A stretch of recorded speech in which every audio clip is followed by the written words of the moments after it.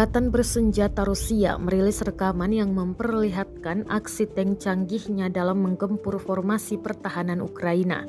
Rekamannya ramai beredar di Telegram pada Sabtu 11 Februari 2023. Dalam keterangan unggahan disebutkan inilah pertarungan sengit tank T-90M Prorif dan divisi senapan motor ketiga menyerang formasi pertahanan Ukraina di area Suravka depan Svatovo Kremenaya. Tampak tank mengganas menembaki terus-menerus posisi-posisi yang diduga menjadi formasi pertahanan Ukraina. Diketahui tank T-90 adalah versi modern dari tank tempur utama MBT T-90 Rusia yang dibuat oleh Uralgavon Zavod.